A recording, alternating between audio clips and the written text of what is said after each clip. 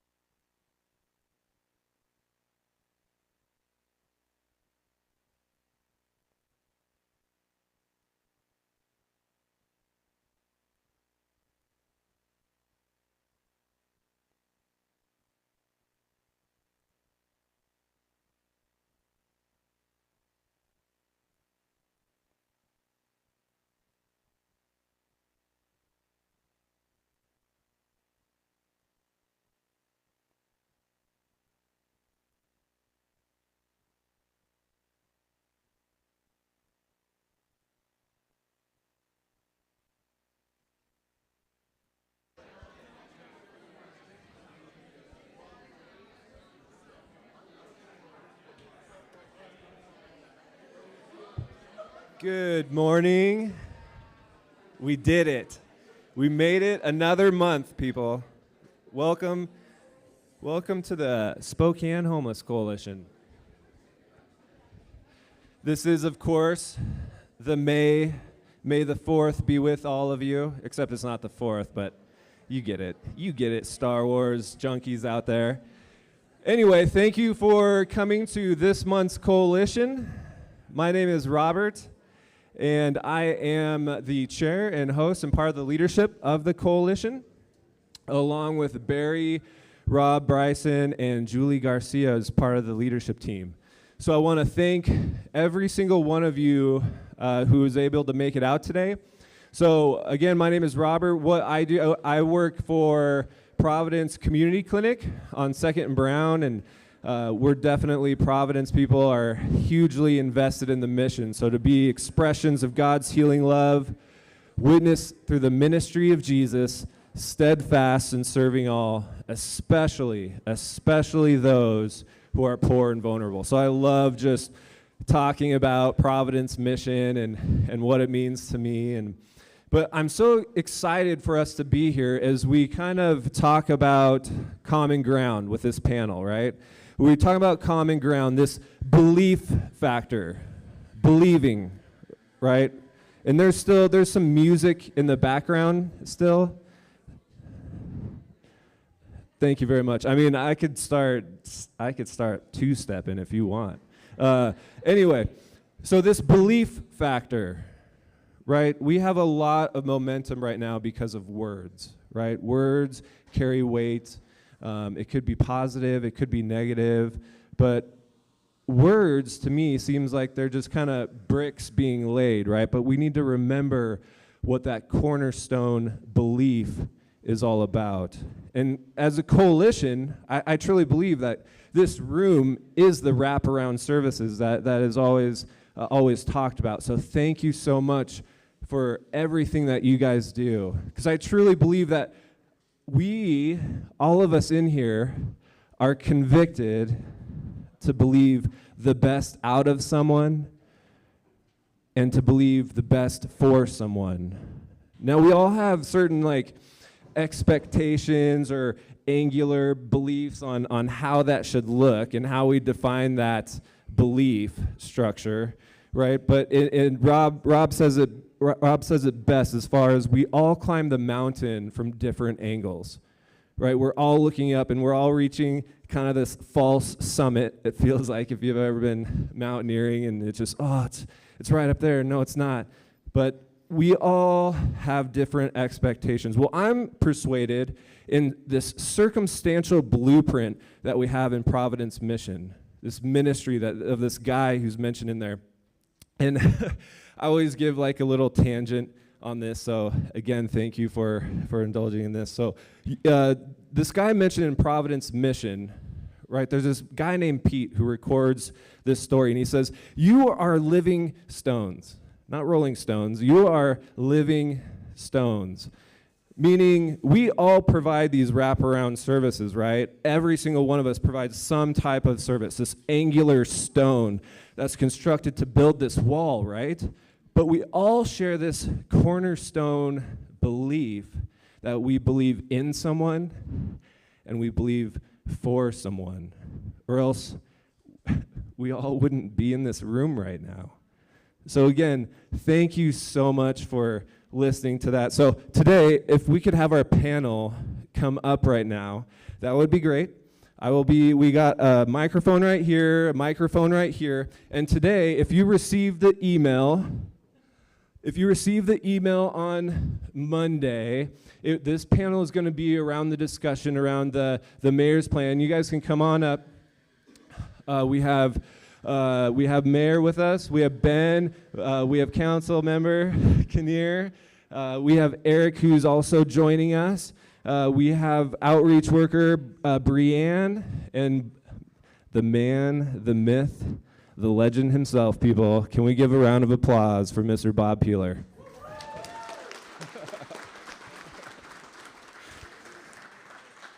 So on Monday, we had email go out regarding the mayor's plan, and today we're kind of talking about some of the elements within that plan. A lot of that stuff is kind of important generic information that we all kind of have a good grasp around.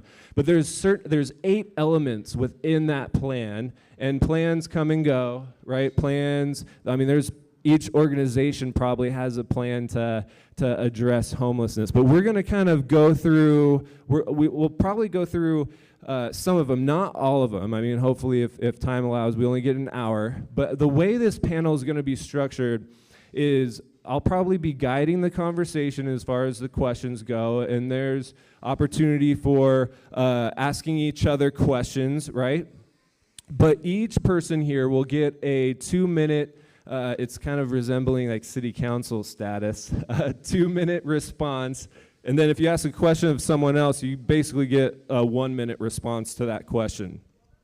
So that's how this panel is going to go. It's going to be, but I wanted to give some time for us to do introductions with each other, and we will start on this end and go all the way down to this end.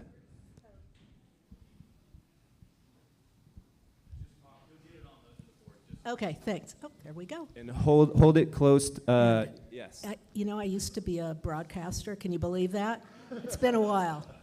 So thanks, everybody, for being here. I look out and I see all of you doing the hard work, and I'm humbled. So thank you for that. I'm Lori Kinnear, City Council for District 2. everything south of the river, Peaceful Valley, Browns Addition downtown. So I've got a diverse district, and I've got some challenges. I've got a wonderful partner in Betsy Wilkerson, who also represents the district, and we are working hard for all of you. So I just want you to know that. I'll pass it on to you. My name is Bob. I do homeless outreach for SNAP. Been doing it for a little while, so. How long, Bob? 41. 41 years in outreach. And you're approaching a special day, aren't you? Are you approaching a special day? Yes, I'm going to retire. It's getting to be a young person's game, and so I'll do some new adventure that. Awake, should we? I'm feeling that old, yes. Well, thank you, Bob. My name's Ben, and I met Bob when I was 12 years old. And that's serious. My dad worked with Bob from, I think, the get-go down at SNAP. Dad worked very closely with Bob, and I got to meet him when I was 12. I'm also the chair of the Continuum of Care and the executive director of the Low Income Housing Consortium. And my name is Robert, Providence Community Clinic. And just a reminder, Spokane Homeless Coalition is geared towards education, advocacy, sharing of resources, and networking especially. Bree?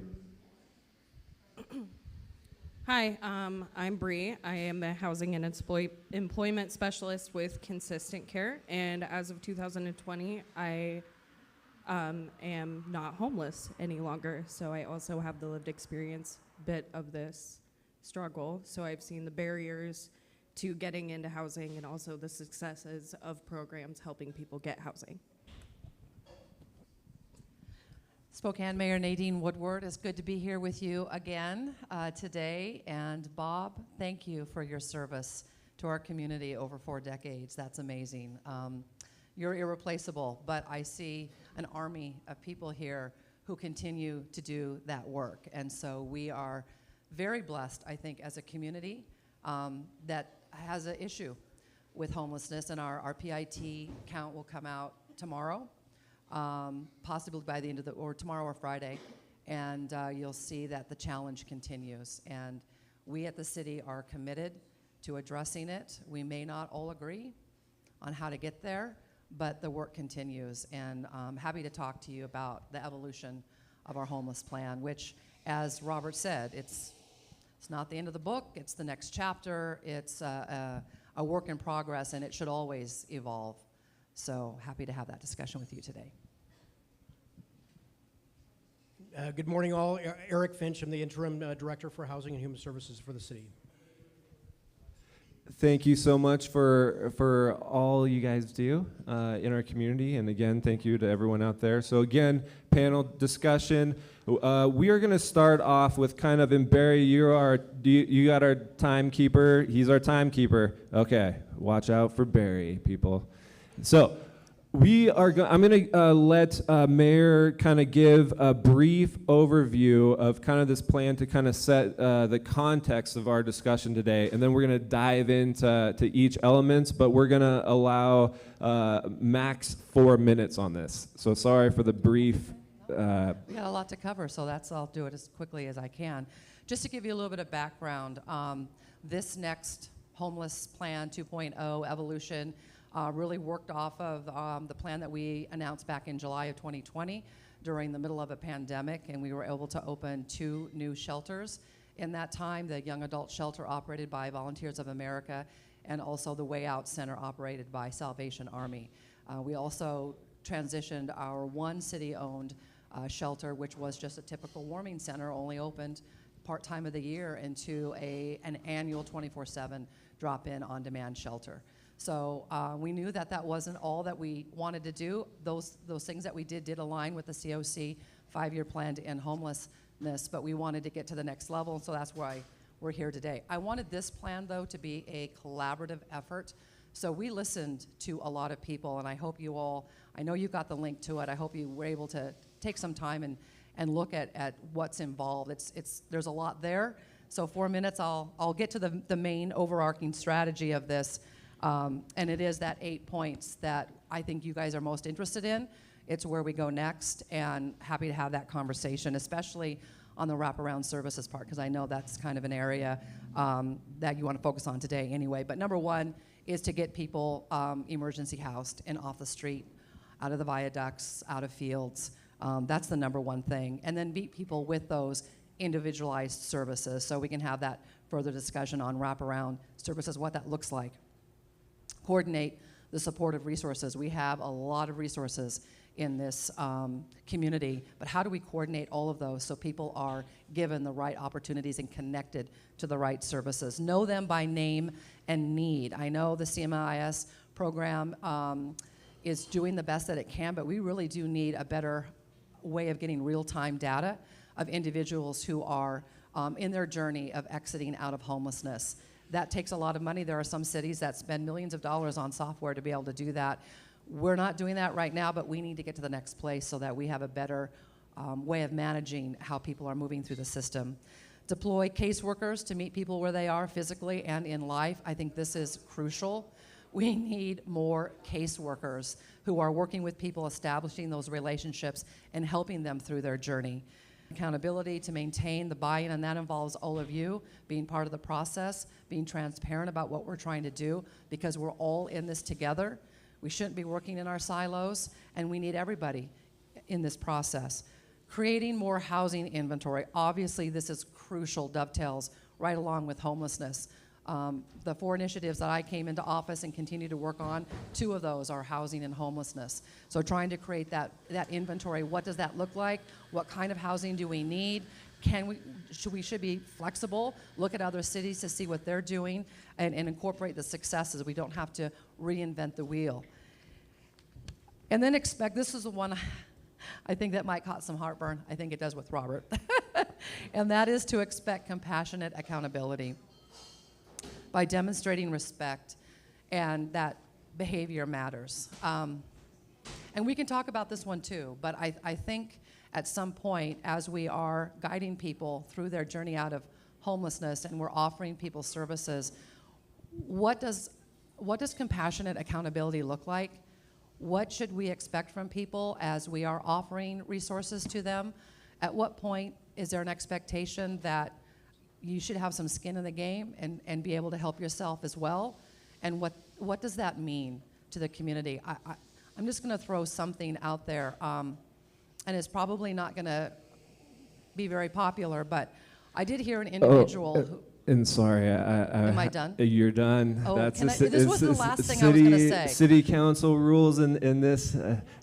I'll bring it up in another conversation. Yes. Another Work question, do an work it answer. in. So we're gonna dive right in to kind of that.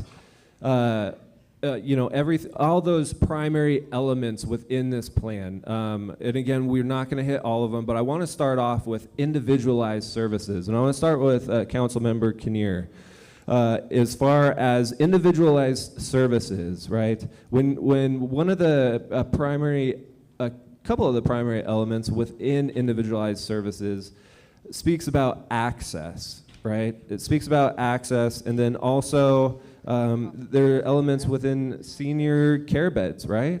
And access to specific services. How do you think, what is access? What does that role play in our community when getting into services? And again, 2 minutes each, and each person gets a response to individualized services. Okay, I'm going to talk like a auctioneer right now. I'm going to talk really fast because 2 minutes goes quick. First of all, thank you, Mayor, for those. There's one missing piece, and I know we want to talk about access, but I want to talk about this missing piece. Not once has anybody mentioned the business community. That they need to put skin in the game as well. And so a little story here. My colleague Karen Stratton was at the Tom Foley dinner, approached one of a very prominent business owner downtown Spokane and said, what's the business community doing to help this? And this person looked at her and said, it's not our problem, it's the city's problem.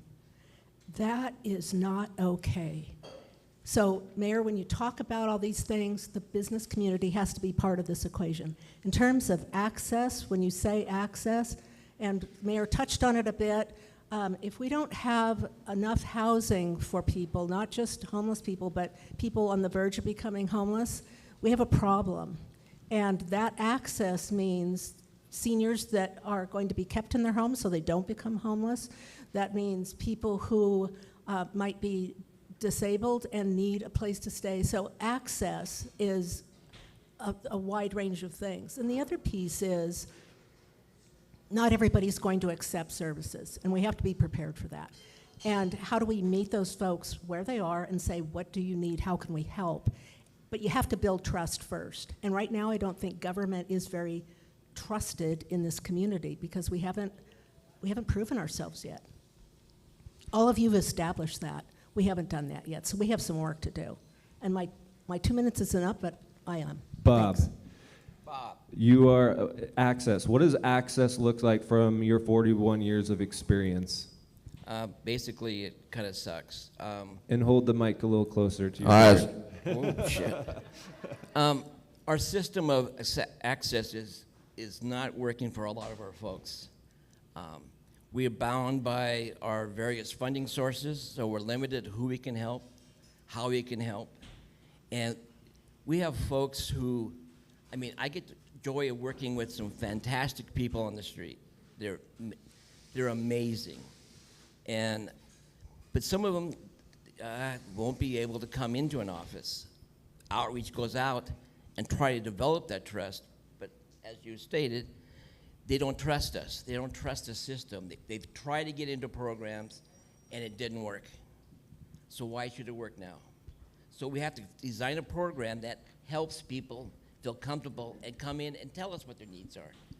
Doing outreach, we might visit somebody 8, 9 times before we get actually the name, the process, and going on from there. So we need to enhance the process to make it easier for everyone and have it real programs that can help real people. Ben, access. 2 minutes, restarted clock, and go. Now. Access isn't going to work for any program until you get your basic needs met. Maslow's hierarchy says you start at the bottom, you got to meet your shelter needs and your food needs before any other needs are going to be met. We have a 3-year wait list for low-income housing. If we look at Houston and how they decreased homelessness over a 10-year period by 64%, according to their PIT count this year, they're at 64% decrease. They were at 9,000 people in their PIT count in 2011. They built 8,500 units of permanent supportive housing and funded massive services inside those housing. That's the best way to get somebody is in those services. And as we're building housing, we're going to have to provide massive amounts of services and massive amounts of collaboration in all of our shelters. But you need to have a roof over your head and you need to be fed before you're going to, and then you've got to be showing, we have 500 permanent supportive housing units in Spokane.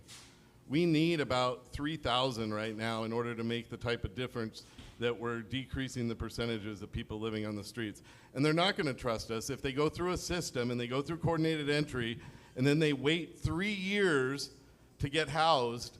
How do they trust that system? We're not spending money on the long-term solutions or adequately on the short-term solutions. So have somewhere for people. The Way Out Shelter has been doing a great job of getting people that meets a certain population. Every provider is meeting with certain populations, but it's not enough. And you've got to have shelter over your head before they're going to trust and actually move on to those higher needs. Great. And part of that individualized services, if you guys, kind of glean out everything, there is a component in there regarding housing first as well that maybe Mayor can touch on when it gets to her. But as far as access, Bree, what do you see as far as how does access play out in the field for you? Currently, especially, I read through the individualized services piece of the mayor's plan, and we need more addiction treatment and we need more mental health treatment right now. It is a very delicate process when you make the decision to get sober to get into a treatment facility. And what I'm seeing with folks is that they're waiting way too long and they go back out on the streets and they use. And every single time that happens, they continue to be traumatized, they continue using, and they're losing hope. And when these folks lose hope, they have nothing. And so we need to not only bring more shelter, obviously that's number one priority, but we need to help these people. We need to help them be stabilized. That being said, as far as mental health and treatment services, we are putting people inside of boxes and expecting them to meet the parameters. They have vastly different needs. They have culture differences. They have religious backgrounds. And when they don't fit within the parameters of a program, we say it's a failure on their part and not a failure on our system. So we need to address having individualized care tailored to what people's needs are. Otherwise, we can build 100 buildings, and these people won't become stabilized, and they're going to lose faith in us and themselves. Thank you, Bree. If I could add something to that too. Oh, Bob, was that a question? I don't think she asked the What's that? question. It's extremely hard to be homeless and sober in Spokane. And that's, when they're ready, we need to jump and provide services at that point in time. Yes. Sorry for the Well, I completely agree with Bree. We do not have enough resources when it comes to mental health services. I mean, we have a workforce shortage crisis within the mental health field. And we tried to get legislation changed this legislative session to not really fast track, but make it easier for people to get into that field and get in that field quickly, and to retain people who are working for the state in that area too, because oftentimes they'll leave and make a lot more money in the private sector. Substance abuse as well. We need more substance abuse treatment options for people. The city of Spokane is not equipped to fund those two huge important elements to all of this. That's why this is a state issue. It's not just a city of Spokane issue. The state has got to bring more money to the table when it comes to providing these kinds of resources.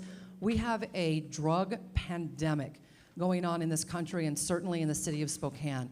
Fentanyl, I mean, all of you who are doing this work know the drugs that are on the streets, the people that are dying every single day, and what are we doing about that as well? I'm part of a task force that the DEA and the U.S. Attorney's Office is on to try to reduce the amount of fentanyl that comes into our community, but we're a distribution hub for narcotics.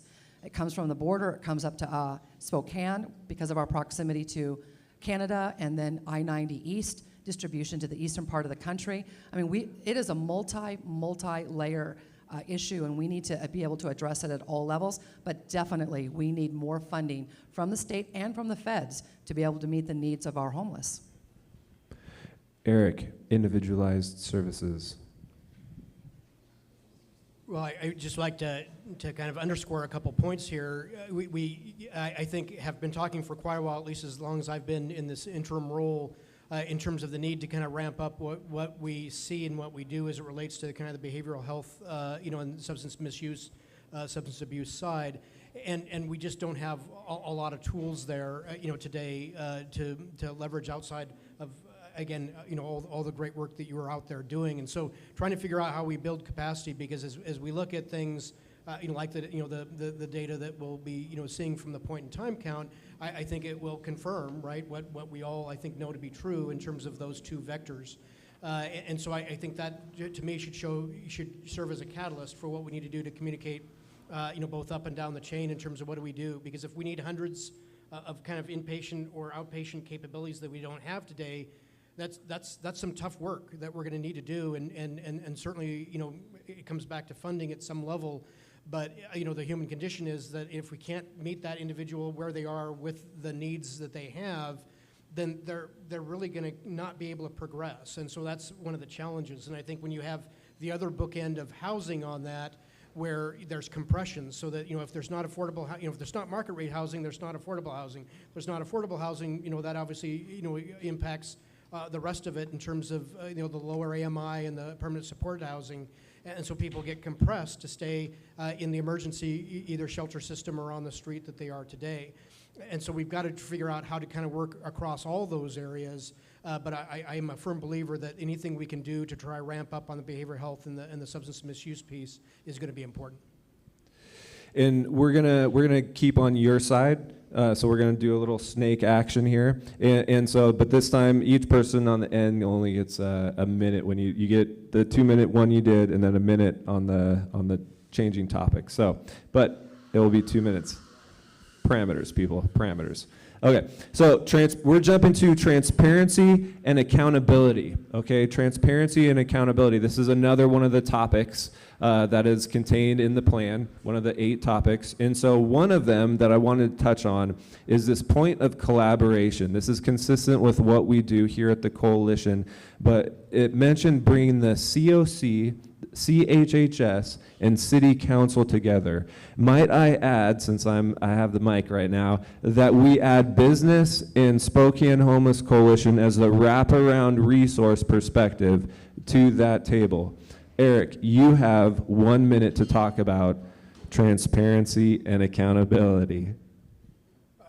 Wow, okay, so I think we all know the importance. I guess the couple things I will say in the 1 minute is we need to be increasingly sharing and getting information systems to the point where it's easier to kind of get information out of it and whatever, maintaining privacy and those things that we need to do for the individual, but being able to give us better information that we can all look at and see. I think that there's the other bookend of that I would suggest is that please realize that, especially within CHHS, and the group I serve with, there's a lot of caring, compassionate people working really hard, leveraging the information they have and the resources they have to try to move things forward. There is no process where we withhold things, right? In the point in time count, I think, is one of those examples with there's a lot of data analysis, there's a lot of number crunching that goes, and then once we kind of get, I'll get it done, and tomorrow when we push the big red button to submit it to HUD, then we make it publicly available. Eric, thank you so much. Mayor, you get 2 minutes. Well, I think I'm glad you included the business sector as well, because it's going to take all of us. The city of Spokane cannot do this on its own. It's going to take all of the providers. It's going to take the COC, CHHS, business, there's no way that this is such a heavy lift that we can do this. And I think for the first time, we're seeing the private sector come in. And instead of complaining all the time, bringing solutions to the table, and those solutions are dollars, because this is going to take a huge lift funding-wise to be able to do it. So we need them. We need to be working together. Bottom line. Thank you, Bree. Transparency and accountability, and again, City Council. So if we could abstain from responses in the audience, that would be great. Thank you, Bree. Go ahead. 2 minutes. 2 minutes. The remainder through. So I agree with the mayor that we need to allow everyone a seat at the table at this point. For the first time, we're seeing everybody willing to be a part of the conversation, and we need to allow them to do that, especially in the private sector. I know we fear things that we do not understand, but whether or not intentions are pure or whatever we assume about those people, they are willing to help. And it's up to us to work with them to really build on this. Because the bottom line is, we don't have a mountain of funding to keep throwing out into these services. We have to invite the private sector in. And we tout the Houston model as a success, but they used the private sector. So we need to recognize that they're willing to throw money at this situation and help us. So we need to stop demonizing them, because whatever their intentions are, they're wanting to help. And I have been able to meet with some of the people in the private sector, and with all sincerity, they want to address the problem too, and they are stakeholders as much as us. Thank you, Ben. Transparency and accountability. Yeah, and the draft plan that I have, I like point number 5, which goes directly to Houston, which is pass control of grant dollars to designated nonprofit to manage through an RFP process to depoliticize the decisions. Because right now we have the county board, the CHHS board, the COC board, the city council, the mayor's office, the Valley City Council, and the business community and philanthropy. So that's 9 different people funding off of 9 individual areas where they want to focus our energy. And Houston said, get all those 9 funding agencies in a room, put all of the grant money in control of, and you know what their organization is called, the Homeless Coalition, is actually the nonprofit in charge of all the homeless funding in Houston. But it's just, you have a nonprofit that has one plan, that has all the funding sources, keeps it transparent. They don't have a foot in the game, and they've seen that decrease because they've been able to focus their energy and say, we're going to focus on building PSH housing. But it's whatever your community needs, and then you focus your resources better. So when you have limited resources, being more efficient actually gets you there and keeps everybody on the same page. And so I like the plan. Bob, 41 years experience. What do you think would help those coming into the field with this transparency and accountability? Accountability is important. Accountability is important. But I think the transparency on the process. If I go historically, we used to have the Homeless Coalition and the city. We'd meet in one place with all frontline staff. We would discuss what the issues were, and then we had input on what our priorities were. And then at that point, we were assigning agencies or people to address those issues. And then that was accountability. If you didn't address it, you could be called on. Why did you follow through? We're making decisions, but we're not getting the frontline staff decisions. We are in the field, we see the issues, and we need to have a voice at the table because we do this. This is what we do. Yeah. Councilmember Kinnear. Thanks. And I don't want to repeat what everybody said. I agree with almost everything everybody has said. And the transparency piece, you know, government has a hard time being transparent. We're working on it, we're getting better, but it's a process, so we're not there yet. And in terms of accountability, I'm assuming you're talking about accountability of us, not, okay. And that goes directly to what Bob said. Everybody has to be at the table. Right now, I think we're a little too siloed, and so right hand doesn't know what the left hand is doing. I think situations such as this, where we're exchanging information and we're looking at you, we're talking to you, we're hearing what you're saying back to us, invaluable. We need to do more of that so that we stop going to our corners and thinking we know best. We have to exchange information amongst ourselves and truly listen, actively listen to what each other is saying, and know that most of you in this room are the experts, we're not. And we have to take away what you're saying and apply it.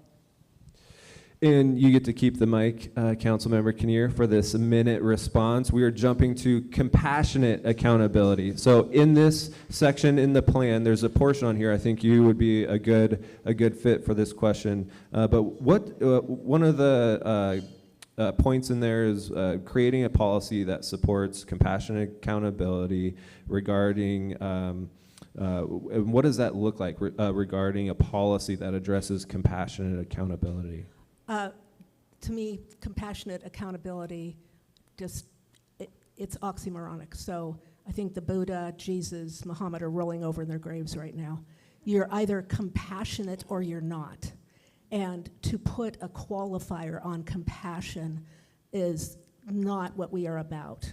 So if we want people to be accountable, we lay out that process. But we all should have compassion for where everybody is in their life's journey. We cannot put a qualifier on that compassion. And that, quite frankly, offends me when people say, oh, compassionate accountability. No, you're either compassionate or you're not. And in terms of accountability, we can hold people accountable to a point, but knowing that they're all in their own life's journey and not necessarily at a point where they can be held accountable, we have to allow for that and say, when you're ready, we'll be there for you. Bob, compassion. I get a minute or 5 minutes? You get 2 minutes. No, I don't need 2 minutes. Compassion is essential in our field. If you don't have passion or work with the people you're working with, become a plumber, make some money. This is not a rich field. You're not going to get rich. We took an oath of poverty as soon as we talked about social work. Some of you, most of us, you can qualify for the programs we operate. So, but the compassion is you got to care. You got to give a crap about each individual. you got to remember that we're dealing with folks, they're different snowflakes. What works for one doesn't work for others. So we had to diversify our approach to helping everyone and not limit folks because they didn't fit in this little box that we set up as far as funding sources or who we like. It has to be across the board, willing to take on anyone. That's compassion. Yeah. Ben, compassion and accountability, and maybe even talk about kind of like the systems associated with compassion, like the systems at play. Is there elements of compassion and accountability with the systems that we all operate through? There's compassion, and then there are laws, and there's accountability. But there are laws we may want to enforce, but we can't because that's not compassionate.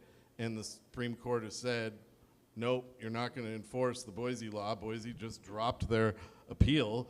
So we're not going to be able to enforce that unless we have enough shelter and housing, which goes back to the compassion is offering the shelter and housing is a better way to get somebody to services because they can't meet their higher needs until those are met, rather than saying we're going to try to enforce our idea of what's right before you get them the services. It's just not going to work. We know that, and if we just like use a pure data approach, the cities that have decreased homelessness have used a compassion first model, which is provide shelter first, and then you can get them the services. And so I think and there are laws on the books we all know we need to enforce that are enforceable,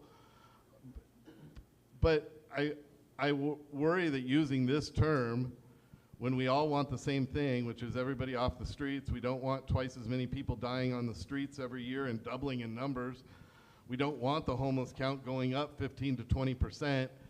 Let's focus on the non-controversial words and just focus on getting the services to the people that need them and getting them sheltered so that we can get them the other services.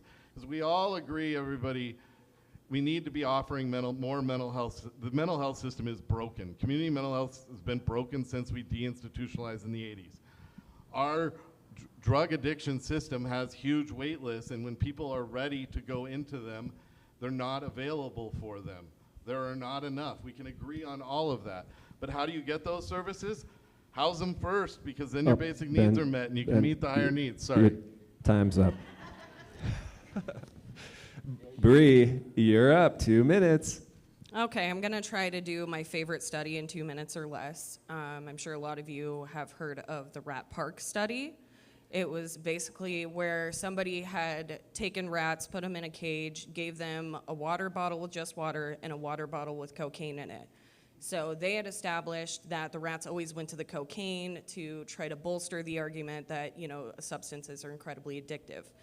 Alternatively, somebody else went ahead and made what he called Rat Park, where he stimulated them. He put other rats in there. There was toys. There was an environment. And they had surmised from the study, and many studies, I think, including in Portugal, that the issue wasn't addiction itself. It was a lack of community. In communal deficits, you're going to continue to see addiction. We cannot vilify people out of homelessness. We cannot vilify people out of addiction. It's not a good model, and it's not compassionate. So, and I agree, we should keep, if they're breaking the law, hold somebody accountable, but we have to have tangible options for people to choose before we say we're holding accountable. Please. I know you are a passionate group of people, and I love it so much. And then also, can I get the question cards run up here? Mayor, compassion and accountability, 2 minutes. Yeah, I mean, it's obvious we are a very compassionate community. And I love that about Spokane. That's probably one of the things I love best about our city and the people who live here and who want to make our city a better place. I think this issue of compassionate accountability came up in the conversation of informing this plan, because when people see that we do have resources, granted we need a lot more, but when people do have the opportunity to be connected to resources, what do we do as a community when we have people who don't want to be connected to resources or don't want to go to shelter? And that's a tougher conversation, I think, to have. And there is not a lot of agreement necessarily on that. So I think we're still tackling that, and that's why we're having this conversation about that particular issue right now. But when I was doing my intro and I ran out of time, I was going to mention something that was said by someone who works in this field and said, your addiction doesn't give you the right to victimize me. And I hear that a lot from people. And that's something that we're facing, because people are being victimized when people are deep in their substance abuse. So we need to have that conversation. What are we willing to accept as a community when people either can't get help or won't get help that's available? And that's tougher to talk about. Eric, compassion and accountability. So, I think both words in their own right, I think are important. And I would also suggest, not being a Spokane native, I've been tremendously impressed with the community, here in terms of their giving, their outreach, the connectedness, the small town feel, right, that is unique for a city or an urban center that's this size. And I think that part needs to continue.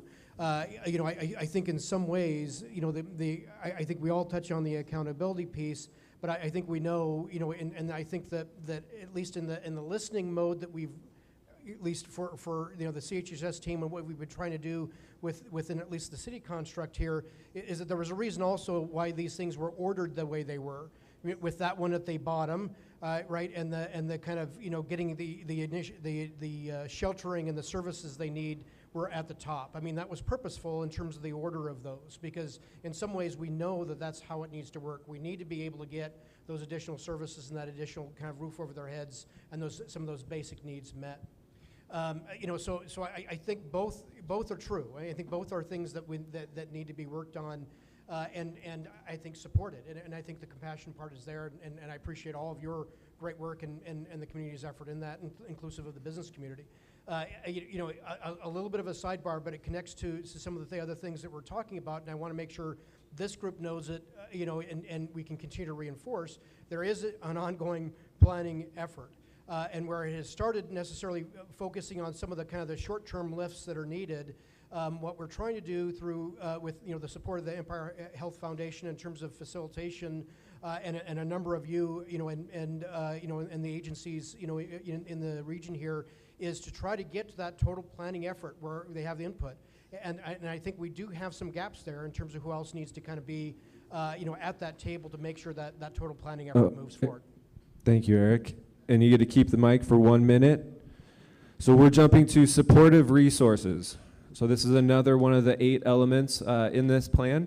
And so supportive resources, there are a couple of points in there as far as enhancing the coordinated entry system, having an intake center or even a command center to help guide the decision-making process. So as far as supportive resources and based on some of those elements, what do you think that looks like, Eric? And you have 1 minute. All right, 1 minute. So I think, and again, this is why we're also having this conversation, because there isn't like there's this full written plan where details, down to the gnat's eyebrow are. But what we're seeing and what we're hearing from other examples of other jurisdictions that are on the same journey is, and this kind of nets back to, we all have to talk together. We have to have forums, right, that provide that listening. Again, agreement is never expected or required, but again, there has to be that listening part. But at the end of the day, that information has to kind of flow into whether it's one central agency in the future or a collaboration of us, in the meantime. So some of those decisions can be made jointly and together. And to a degree, it allows different agencies with different skills and capabilities to kind of, be able to apply their benefit or what they can uniquely bring to the fight to do those things, but do it in a little bit more of a coordinated manner. And so I think that command center would be okay in some ways to do some of these. Thank you, Eric. Mayor, you get 2 minutes for supportive resources. Yeah, this is a big one for me too, because this is something that we have identified in a lot of the work that we've done in the last 2 2.5 years is that we need some type of either a navigation center or navigators that help connect people to the overall system. And to be honest with you, I don't think we have a real great concept of what that overall system is. I mean, I think there are so many services out there doing different things, some of it duplicative, but I just think when I was at Family Promise, I took their directory of community service. It was like that thick. There were so many different agencies, organizations, nonprofits, and groups doing great work, but do we really have an overall concept of what's out there? And how can we best connect people to those services? Whether that is that one intake center, or it starts in the low barriers, or we have navigators, we need more street outreach, it's all of that. And I just think we need to do a better job of coordinating everything that we are doing so that we make it easier for people who do want the help. Bree, supportive services. So I absolutely agree that that would be an excellent model. When I was experiencing homelessness, I think I called the SNAP office in 1 hour intervals with no return phone call. I talked to a case manager at a agency for 5 minutes. They said because I was living in a vehicle that they weren't gonna help me because by HUD definition, I wasn't homeless. That being said, had somebody not stepped in and helped me, I would not be sitting in front of you right now. So it is absolutely paramount. We do have more collaboration, and I see it in this room right now. And I see it every time I come down here, every time I come to city council, we're all passing out business cards. We're all going to the same meetings. We are all inviting each other to the table. But we have to be open. We're all human. I know a lot of us don't like each other. That's fine. But we all have a common goal. So let's get there. We need to set our personal beliefs aside and work together. I mean, we don't need city intervention for collaboration at this point. We just have to do it. And if you sincerely care about these people, I'm trying to be gentle, but get over yourself and start working with the people that want to have the conversations with you. Thank you, Bree. Supportive resources, Mr. Ben. Yeah, I don't disagree. There should be somewhere where you can wash your clothes, take a shower, and get into coordinated entry all at the same time. And then instead of what we do now, coordinated entry is funded so low that you sign up and you take the SPDAT and they're like, yeah, you're on the list. And that's it. And that's all that's being funded is somebody to sign you up. Then you're like 3 years later, you call and say you have housing for me? No, that doesn't work. Cities have used their ARPA dollars, and I'm gonna just keep hounding this. Houston hired 7 housing navigators that when you go through their coordinated entry system, you're assigned a housing navigator, and that person works with you individually, and they have a case. They have a caseload just like a mental health counselor does, and they case manage you to find you housing. And it's working, and it works. But we need a much better system, and we need a stronger diversion system so that if you come and all you need is money from the diversion pot and that keeps you out of the system, great. So we should be funding diversion at a much higher level so people don't enter the system at all. And we should be highly funding the coordinated entry system so that there is a central point. I got people mad at me because at the COC meeting last week, I said, why do we have a family and an individual coordinated entry system? Like I call SNAP handles this and Catholic Charities handles this. Why not if I'm homeless, I call one number and I'm put through coordinated entry? And to me, and I know there's some reason out there because of that, but it makes no sense to me. If I'm homeless, I should call a number and get through the coordinated entry system and get connected, not just put on a list and then sit there for 3 years till you get housing. Have somebody work with you on those. I agree with everything everybody said. Thanks, Ben. Bob, supportive resources. And mesh the mic with your beard. We do have some good services. We don't downplay what we've done so far. I lived in Spokane a hell of a long time, and we are a very collaborative neighborhood. I've always felt that if I came into the community and was definitely defined what the needs are, how it's going to be done, Spokane will support it. We have never been able to have a one state across-the-board statement of homelessness and what we need. No one's going to help us if we don't define what we want and how is it going to benefit and what's in it for them. We got to consider those needs. As service providers, we have to work within these stupid systems. Ben was right, and so is Bree. Our system at SNAP is poor. It's not efficient, but we have issues with staffing because we always lose staff. Somebody steals all our staff all the time, Housing Authority. Call out. I said that out loud. But, we need more staff. But we need, at this time, we're at a planning stage, let's think outside the box. We're doing the same stuff over and over again, and we're expecting different results. We have an opportunity to look at the big picture. And let's get strange and get things done. I mean, we have the creativity, we have the ability, we have the compassion, and some programs don't work for other programs or other people, so. Thank you, Bob. Council Member Kinnear. Thank you. It's getting weird. Yeah. So this has to be my last question. I'm chairing study session for the council today. I got to get back, but Bob's absolutely right. Every one of you made good points. I'm last, and so I get to say what they said. I also want to, navigators, huge. You absolutely have to have people that are guiding you if you want that guidance. But the other thing is these. I see all people wearing these. This can help you get to where you need to go. This can be your bus pass. This can be your library card. This can be your intake card so that we know what you need, so that we know where you've been. I know that sounds big brotherish, but it can be helpful to people who are trying to navigate a system because your information's on this card. Yes, you will lose this card, but it's still in a computer if you give your name.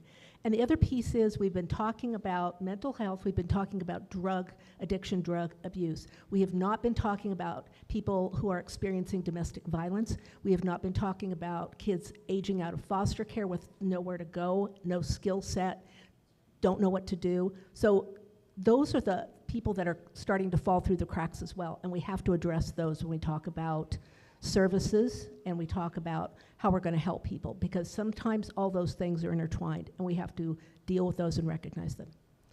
Thank you, everybody. I apologize. I do have to scoot. Thank you for your time. So now we have about 10 minutes or so. We'll run a little bit over, but we're going to do some rapid fire Q&A, and each person will get only 30 seconds to answer these questions. So it truly is rapid fire. Okay, and we'll start with Bob, okay? Bob. All right, do you believe we should have free, transparent, and easily accessible information and data the entire community can utilize? Absolutely. We need appropriate data. We have the CMIS that's not filling all our needs. We have agencies who are not involved with that, who we're missing those numbers. We're missing what it takes. We have a way of process. When we do outreach, we might meet with somebody 5 or 6 times before we can start working. But we can't, there's no place to put that data so that you know that it does take time to develop the trust, develop that relationship. Is that 30 seconds? Yep. Ben? Oh, we're all answering this? Yep, 30 seconds. Yes. Bree, 30 seconds. Seconded. Great. All right, Eric, we'll start with you, 30 seconds. How do we allow service providers to access services such as stabilization and detox? How do we allow service providers to access services? Well, and again, most of you might know more about this than I do, but usually a lot of this is relationship and just process driven in terms of knowing what agencies serve what populations, matching those unique needs through that kind of outreach or case management that you're doing to get them connected on their journey. I think that the better and more transparent the information, the more likely we are to be able to, that if it's a different caseworker or outreach person that's meeting that individual, that they're going to be able to get, access to some of that history, maintaining the privacy piece that I know is going to be important to all of us, but that's going to potentially be able to help them get that person, better to that next step, because we all know it takes maybe 5 or 6 or 15 engagements before you're going to get them moved on. Oh, sorry, Eric. That was over 30 seconds. Yeah, I would just concur with what Eric said, and you guys, you're the experts. I'm not the expert in this one, and so I would like to hear from Bree and Bob about how we can do a better job of that, because you're doing the work and you know what needs to be done. As far as access to services, and I've been experiencing this, I've went to a lot of you in this room and harassed you to have a meeting to coordinate services. So, at what point is government intervention unnecessary, and when is it on us? This is a wonderful opportunity to talk to each other, to hand out business cards, to go to meetings, to go to the shelters, be on the ground and working with people. Utilize this right now, and we all need to utilize each other. We don't need the mayor, thank you for your help, to tell us how to do it. We know. We just got to work together, and I'm going to keep saying that. Ben? Yeah, the Google group is amazing. There are over 1,500 members of the Homeless Coalition, and I'm constantly reading through those emails because those are a referral network, real time, and everybody's participating, and I think that's better than, I saw how trying to just come up with, for the last 6 months I was at City Hall, it was trying to come up with a daily shelter availability that was lifetime, and that got totally convoluted and lost, and there still isn't a daily availability that's really like real live time. And so like on a referral, I gotta don't get lost in that rabbit hole. Am I done? You're Okay, done. 30 seconds. Bob? To the point of being able, I spilled, where'd you go, man? I can't go anywhere. Thank you. Thank you for sharing. Frontline staff, people in the field, we cannot access stabilization without having a police officer do it. They won't take our referrals. And so we have people who are detoxing in front of us. They need stabilization. Stabilization, we call them, they say, yes, we know this person, bring them in, but we have to wait for a police officer to come, and it's not their priority. So we're letting there with the person in the situation, so we have to send them back through, potentially back to the ER, which is more money invested to say the same thing they did before. Bob, thank you. And last question, everyone, and thank you. The 2022 point time count showed, and I haven't seen this yet, 800 plus people unsheltered, and it's probably more. How are we going to create enough shelter for all? 30 seconds. We don't need to do it for all. Some folks will not come into a shelter. I'm going to steal Eric from the Valley's quote, we need some transitional parking. People living in their cars don't want to come into shelters. They're not thinking themselves of homeless, they're just in between. Especially families won't go into shelter because they always have the fear of CPS and those things. So let's coordinate that. Let's think about other things outside the box we can do. Talk about shared housing. If it's done right, it can be efficient. Not everyone Bob. can afford their own place. Thank you, Bob. And Barry's got Barry, how long do I got? 30 seconds. That's not enough. Let's just take one thing we haven't talked about, which is market rate rentals. 2022 book by University of Washington professor showed that poverty does not correlate to increased homelessness. They looked at 30 plus cities. They looked at 40 different data sets. It all correlates down to increased rent. That's how you're increased. And if you have a housing market crisis in market rate housing, now we need to build low income housing to get people off the streets, but if we want to stop those numbers from going up 15%, we need to build more apartments. We need rent to go down or at least stabilize. If we don't stabilize rent, it's going to continue to keep going up no matter what we do, and we'll just build more shelters. Thank you, Ben. That was a good 30-second. That was quick. Auctioneer.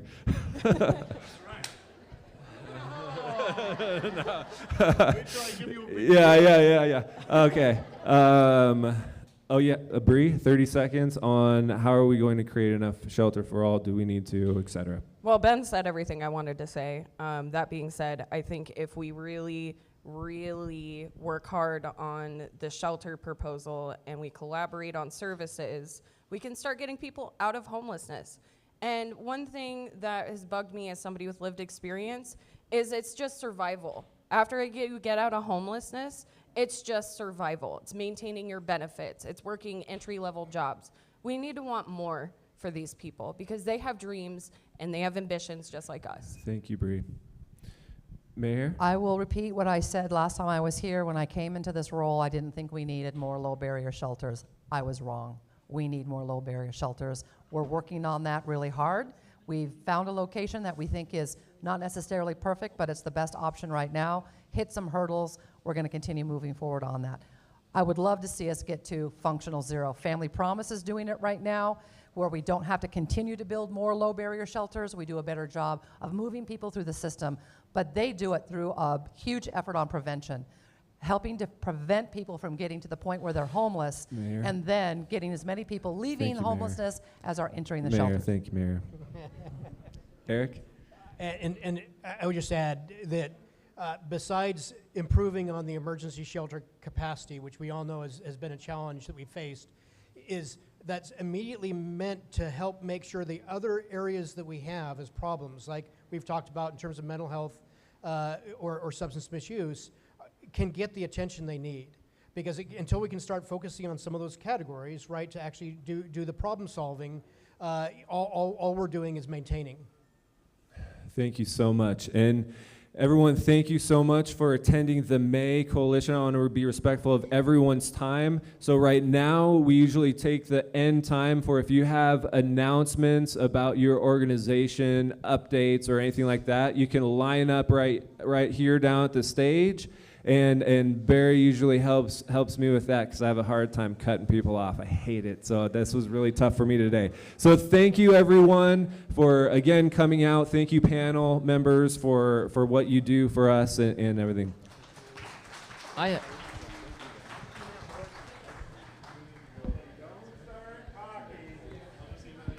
have announcements. Hey, I just want to let everybody know that we're going to be working on an open house for our new location. We're looking at June, so just want to give a heads up because we're hoping to get as many people in as possible. Thank you very much. Announcement, come on up here, because live stream people want to see you.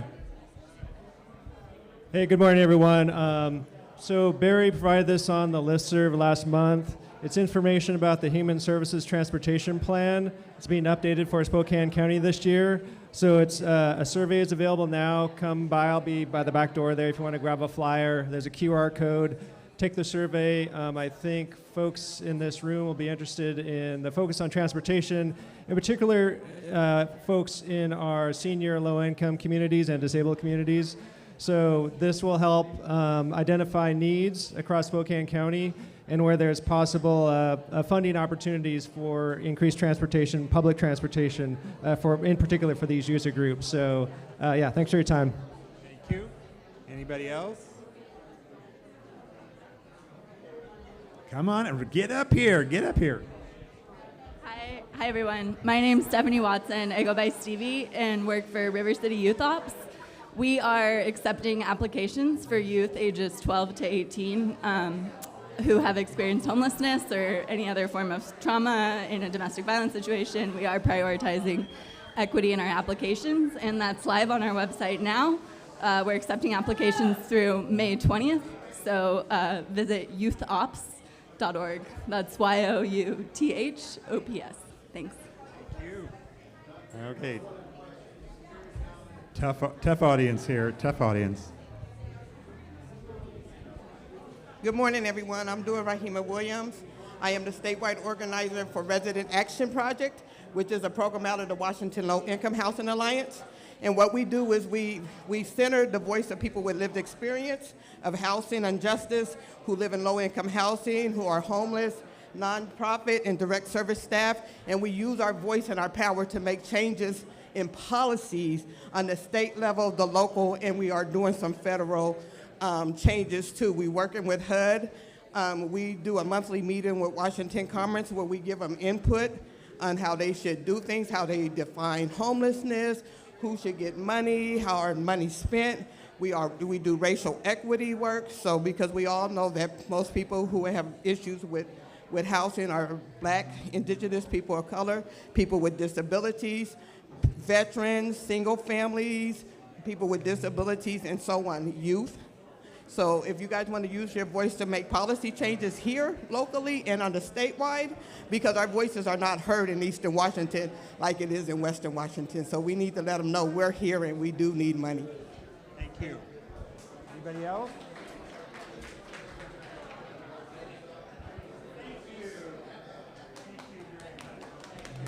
Thank you, thank you, thank you.